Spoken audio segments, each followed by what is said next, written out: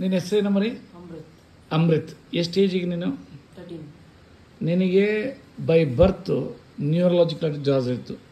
ಏನು ಒಂದು ಸರಿಯಾಗಿ ನಡೆಯೋಕ್ಕಾಗ್ತಾ ಇರಲಿಲ್ಲ, ಕೈ ಎತ್ತಕ್ಕಾಗ್ತಿಲ್ಲ, ಇವೆಲ್ಲದನ್ನು.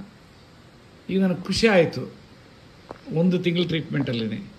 ಏನೇನು ಚೇಂಜಸ್ ಐತಿ ಹೇಳೋ ಮರಿ? ನನಗೆ ಕೈ ಸರಿಯಾಗಿದೆ. ಎಲ್ಲಿ ತೋರಿಸ್ಬಾ, ಈ ಕಡೆಗೆ, ಈ ಕಡೆ ಬಾ ತೋರಿಸು.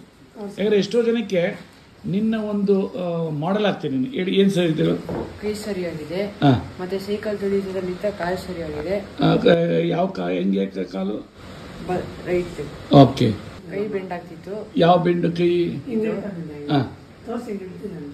ಹಿಂಗ್ ಹಿಡ್ಕೋತಿದ್ದೆ, ಈಗ ಅದು ಮಾಮೂಲಿ ಆಗಿದೆ.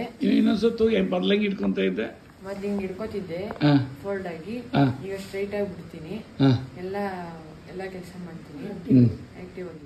Excellent, very good. ಯಾಕೆಂದರೆ ಎಷ್ಟೋ ಜನಕ್ಕೆ ಮಕ್ಕಳಿಗೆ ಇದಾಯಿತು ಅಂದರೆ ಬರ್ತಿದೆ, ಏನೆಲ್ಲ ಹೇಳ್ತಾರೆ, ಆಟಿಸಮ್ ಅಂತ ಹೇಳ್ತಾರೆ, ಇದು ಸರಿ ಹೋಗಲ್ಲ ಅಂತ ಹೇಳ್ತಾರೆ. ಇದೆಲ್ಲ ಚೆನ್ನಾಗಿದೆ, ಭಾರಿ ಖುಷಿ ಆಗ್ತದೆ. ವಂಡರ್ಫುಲ್. 1 ತಿಂಗಳು ಅಲ್ಲಿ ತಗೊಂಡಿರೋದು ಟ್ರೀಟ್ಮೆಂಟು ಜುಲೈಯಲ್ಲಿ, ಜುಲೈ 25. ಇವತ್ತು August 13th. ಎಕ್ಸಲೆಂಟ್ ಅಪ್ಪ, ವಂಡರ್ಫುಲ್. ಕೂತ್ಕೊಳ್ಳಿ.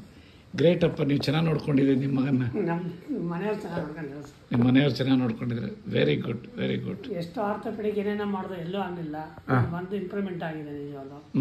ತುಂಬ ಒಳ್ಳೆಯದಾಗಿದೆ. ಇಷ್ಟು ವರ್ಷದಿಂದ ನೋಡ್ತಾನೆ ಇದ್ರಿ?